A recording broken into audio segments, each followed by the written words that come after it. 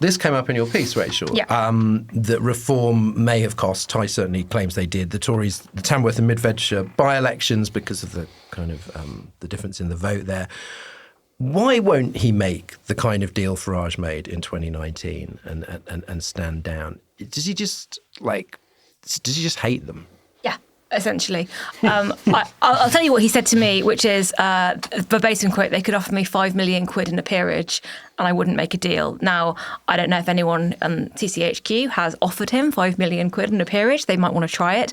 But his position is that he wants to annihilate the Conservatives essentially, completely as a party, and he sees possibly that as the path to proportional representation. So he was talking to me very enthusiastically about a Labour government because the belief is that a Labour government might be more inclined towards voting reform than a Conservative government. And I said, but you're closer to the Tories than you are to Labour. Are you not worried about handing Keir Starmer victory? And he's like, no.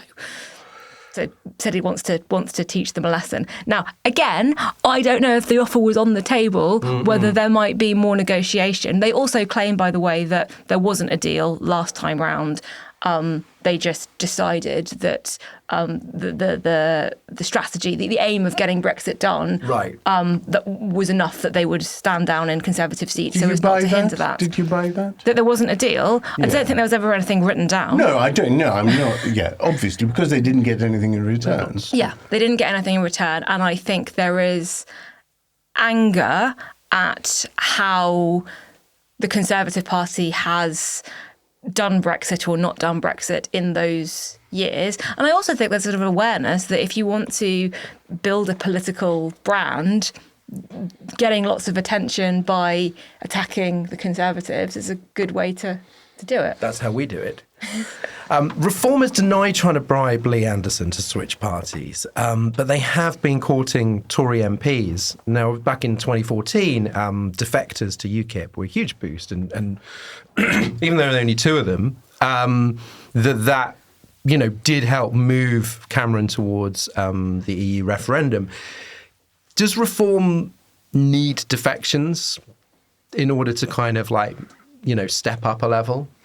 Well, the thing that gave them a lot of attention when they were the Brexit Party was they essentially won the European elections in May 2019. They were they got the most votes, and now that we don't have European elections anymore, why don't we have European elections anymore? We should really look into that.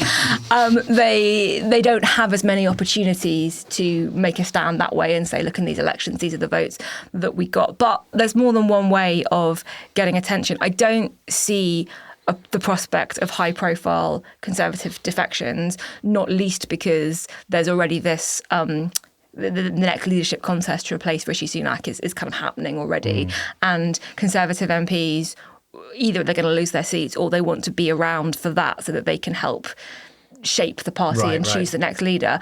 But what you might see is if it's a very devastating defeat, then you might see some former Conservative MPs who have lost their seats moving into the reform space and possibly some kind of fracturing of the Conservative brand. But again, I don't think that is the aim. I think the aim is to just keep agitating from the right and work with parties. They're working with the Lib Dems, they're working with the Greens, they're working with the SNP and other smaller parties on voting reform as a key issue. And that is, I think, where they see the biggest chance of progress. That's interesting that they are working with these parties. They're working with Make Votes Matter, which works with all of the parties. Okay. So obviously those parties have some disagreements amongst themselves. And, the radical right always seems like the strongest argument against PR.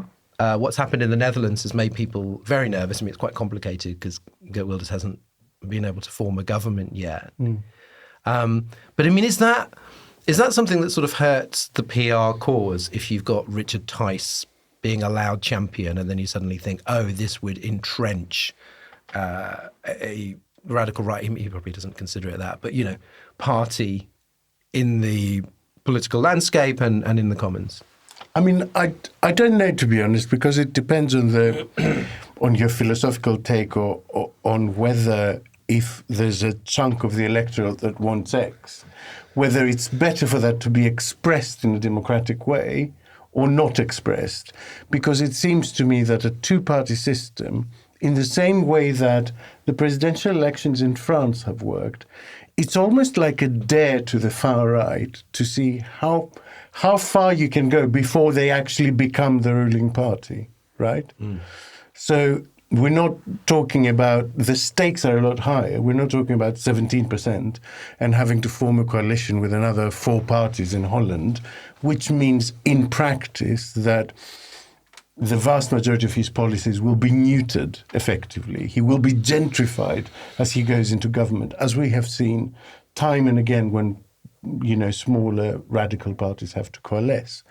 So what you're doing is playing this very high-stakes game that's all or nothing. That's saying we'll keep pissing people off until they actually elect a Richard Tice government, like with an absolute majority, which seems to me quite a risky strategy.